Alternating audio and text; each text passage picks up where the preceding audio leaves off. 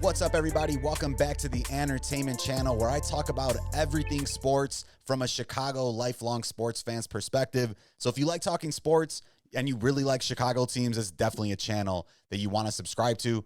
So make sure you hit the like button, drop a comment, hit subscribe, help me grow the Entertainment Channel as we start to get the ant farm growing through the roof, guys. But today I'm going to be talking about two things I really like. I love sports and I love history. So today I'm doing a little video on things that have happened on July 9th in Chicago Cubs history. So should be a relatively short video, probably less than 10 minutes long. But big shout out to Bleed Cubbie Blue. On Mondays, Wednesdays, and Fridays, Bleed Cubbie Blue presents a lighthearted, Cubs-centric look at baseball's colorful past with the plenty of lure and various narratives to follow as they unfold over the course of time. And that's directly off of the Bleed Cubbie Blue website. So if you haven't been on that website, definitely go take a look, bleedcubbieblue.com. They got a bunch of different stuff on here and this really cool little series that I caught a hold of in terms of history. So I like history, was reading about Egyptian history earlier today for a little while, but now shifting over to some Cubs history, baby. So let's get right into it, man. You take a look here, and I don't even remember who this is, even though I should. But the first thing, they got a couple different stuff here. You see every other year they got something. I'm not going to read all of them. Definitely not. I picked out like 2 or 3 that stand out. And the first one to me, not because I even know who these guys are, not because it's the oldest thing that's happened, but because of these names. You take a look here, and I look at their profiles, pretty crazy. In 1912, on July 9th, 1912, Christy Mathewson topped 3-Finger Brown. What a name. 5-2, despite allowing 11 hits and not striking out one Chicago batter. So 3-Finger Brown, he was actually a member of the Chicago Cubs. His nicknames were, I hate when it does that, was 3-Finger or Minor. And his real name was, get a hold of this one, Mordecai Peter Centennial Brown. So the reason it says down here, this is a picture of him too, by the way. Real classy guy. Old school little card right here. Look at that. The old part right down the middle. That's what you need right there. 1906 fan craze. But he won over 239 games, over 14 seasons in the majors, and a career ERA of 2.06, which is 6th best all time. So he's actually born in Indiana, so didn't grow up too far outside of Chicago. He was on the member of the St. Louis Cardinals after 1 year, got dealt to Chicago, blah, blah, blah, blah, blah. As you could guess, the reason, look at his right here. This guy just looks like a badass back in the day. But right here, his name is 3-Finger Brown, and that's why his name was 3-Finger Brown. So I was taking a look up here. If you go onto the website, they'll give you a pretty brief history. So he lost a part of his finger in a childhood farming accident. In another incident, he broke other fingers on the same hand, and they healed but bent unnaturally. So if you played baseball, look at these fingers are crazy. So this was 3-Finger Brown, and he lost on this day, July 9th. But it's a crazy story, 3-Finger Brown. And look at these stats, man. NL leader in ERA, NL wins leader, 2-time NL games pitch leader, 4 times NL saves leader. Look at all these stats. 20-win seasons 6 times, 25-win seasons 4 times. Like, obviously, they were facing different caliber hitter back then, but crazy. And I never heard of this guy till today. So if you guys... let me know if you've ever heard of Mordecai 3-Finger Brown, because on this day in Cubs history, he did take an L to Christy Mathewson. But one of the craziest stories I came across today, and I was like, yo, I got to put this on the pod, is just 3-Finger Brown. They said he had nasty movement, like curveball sliders, which I can only imagine how weird the ball probably came off of his hand. But shout out to 3-Finger Brown and even Christy Mathewson. This dude was nicknamed Big Six or Matty or the Christian Gentleman. 6'1.5", 195 pounds. So kind of average for today, but back then probably looking huge. And he was recognized as everything. And look at that right here. He was a captain in World War I. So baseball players were different back then, man. And some pretty cool little ads they had here, which you think like, man, going back to 1914, this was when baseball probably was like one of the most popular sports. And you see, look at these two guys, man. 35-win season for this guy. 430-win seasons. So shout out to this website. Super cool. On this day in Cubs history, Christy Mathewson tops 3-Finger Brown 5-2. So take a look at those pictures, man. Christy Mathewson, absolute unit. Dude was, look at these stats. 35-win season, 30-win season, 25-win season. And then our boy Three Finger Brown, which you Mordecai Peter Centennial Brown, a.k.a. Three Finger Brown. Crazy name. Dude had like mutilated fingers from farming accidents, things that happened in his youth. But dude had filthy stuff on the mound. Look at this. 15 win seasons, 9. 21 seasons, 6. 25 win seasons, 4. 300 innings pitched twice. Won 2 World Series with the Cubbies back-to-back 07 and 08, man. Crazy historical figure in Cubs history. If you don't know him, go look up Mordecai Brown, a.k.a. Three Finger Brown. But that's one thing in this day in history. Let's go back. Another thing which I thought was pretty cool. I don't really have any pictures of him, but All-Star Game is about 6 days away, next Tuesday.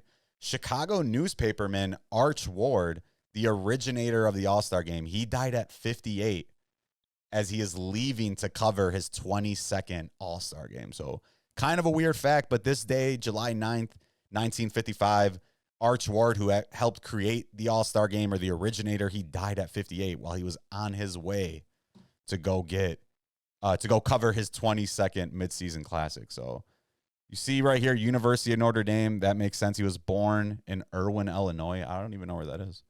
Irwin, Illinois. Still a place. Find out where it is. All right, in Kankakee. All right, so up north. Heading toward, oh no, south. I'm thinking of Kenosha, saying up north. Kankakee, down south. So shout out to Arch Ward, and just super interesting. He proposed the holding of an exhibition game between the players in the AL and the NL, an idea that was taken up by Commissioner Kennesaw Mountain Landis and resulted in the first All-Star Game at Comiskey Park in Chicago, Illinois, July of 1993. So on this day in Cubs history, Arch Ward, who came up with the idea for the All-Star Game, he actually passed away on his way to cover his 22nd All-Star Game. So rest in peace to Arch Ward. And that's kind of some crazy historical stuff for Chicago. If you didn't know, it's actually a Chicago newspaperman, Arch Ward, that was the originator, the creator of the All-Star Game idea. And he ended up dying on his way to cover his 22nd All-Star Game. So a little bit of irony that he's going to be known as the guy that helped originate the All-Star Game and also died on his way to cover an All-Star Game. Moment of silence. And we're back. So shout out to Arch Ward, man. Just crazy stuff. So you definitely go bleed Blues Clubby Chicago. Then the main thing, last thing we're going to talk about today, on this day in Chicago Cubs history, and he was just brought back into the fold here in Chicago. On this day in Chicago Cubs history, so July 9th, 2001, Sammy Sosa lost in the home run derby final to Luis Gonzalez of the Arizona Diamondbacks. So I got a little video of it. We'll take a real quick look. So it might go a little bit over 10 minutes. And we'll throw the sound down. What are they going to do? It's like a random website. Let's see.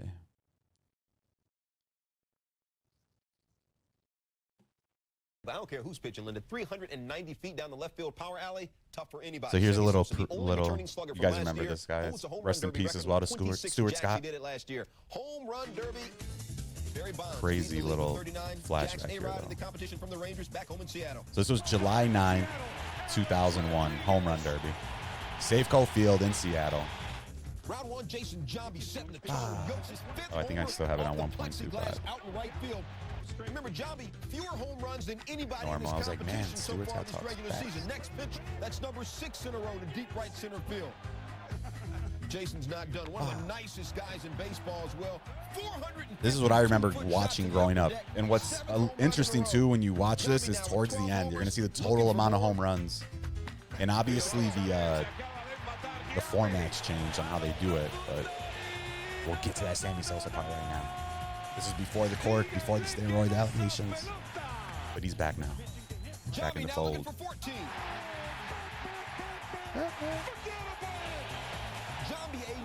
All right, so they're done with Giambi. Now we're going to get to Sammy. Slamming Sammy in the Red National. Sosa already with 2 jacks. Bro, launches his just third and a final bomb. home run to the upper deck in center field. Only 3 home runs is his crazy. Longest, or at least that one, a 467-foot shot. He would advance to the second round. D-backs Luis Gonzalez turn. Gonzo launches his 4th homer. Just fair down the right. What's crazy too is, if you remember back then, Luis Gonzalez later in this year goes on to hit the game-winning hit against the Yankees in the World Series. So little foreshadowing. Since he won it in '96. A-Rod warming up. Keeping focused and loose in the batting cage. I totally forgot too. This is when he went to Texas. Got that humongous deal when I barely even knew the Rangers existed.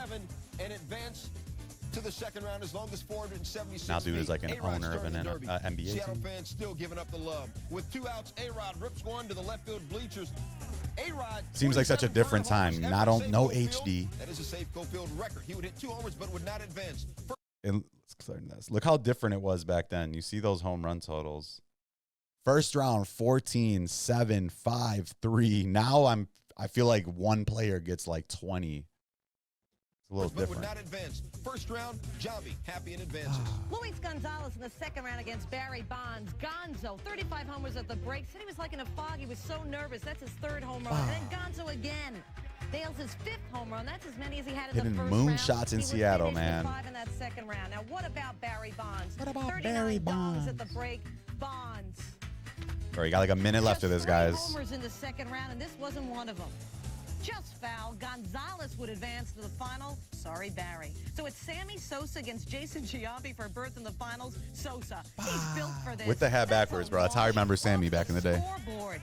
8 homers in the second round for Sammy Sosa. That's his 3rd. And then another shot. That's his 8th. Another shot. Sammy Sosa, the defending champ. That's what makes this crazier, is that he was going for back-to-back, and he lost in the final. It's his turn already with 4 homers. Jason Jackson. But it's Sammy that goes to the final, Stuart. So Sammy and Luis Gonzalez in the final. Lugo unleashes his 4th home run. Bombs. Lugo now with 9 outs facing elimination with 5 homers. Oh, bro, come on, bro. Come on. Finishes with 6 home runs. 6 home runs was enough to win the final. Sosa's turn. Only 1 homer after 9 outs. What can Sosa do? Sammy. This was barely a little squeaker. But I think he knows it barely clears the fence for a second homer. Sosa trying to stay alive. Fouls the last pitch to end it. So it's Gonzalez. It is. Luis Gonzalez wins. So that was this day in Cubs history, guys. July 9th, 2001. Sammy Sosa lost the home run derby to Luis Gonzalez in the final round. Sammy was going for back-to-back home run derbies, but came up a little bit short, but still a really cool moment in Cubs history, especially for myself growing up a 90s kid. Sammy Sosa back at this time was like the biggest star in Chicago baseball. And I remember just tuning in and being geeked up like he's going to go back-to-back. Ends up losing, but a really cool moment. Sammy's now back in the fold in Chicago, so that's been exciting to see now that he's back at Wrigley, coming back into the organization. So shout out to the Cubbies. Shout out to Sammy Sosa. And let me know what you guys think about this day in history in Chicago sports history, or Chicago Cubs history. So 1912, Christy Mathewson tops Three Finger Brown in a 5-2 win. And Three Finger Brown, probably one of the best Cubs pitchers of all time that you never heard of unless you're just an absolute sicko that's locked in on 1900s baseball. But this dude literally pitched with basically 3 fingers, mangled hand, and put up numbers. 9 15-win seasons, 26 win seasons, 25 wins 4 times, 20 wins 6 times. Dude was a savage, man. Look at that. 3 Finger Brown, a.k.a. Mordecai. You have that type of name, you know you're just destined to be a badass. What's up? My name's Mordecai, 3 Finger Brown. Shakes your hand like this, something like that. That's crazy gangster. Dude is an absolute beast. But thanks for everybody that came through. Make sure you drop a like, hit a comment, do subscribe. I probably mix those all up, but you know how it goes. And just remember, when you're on the entertainment channel, you always got to go crazy.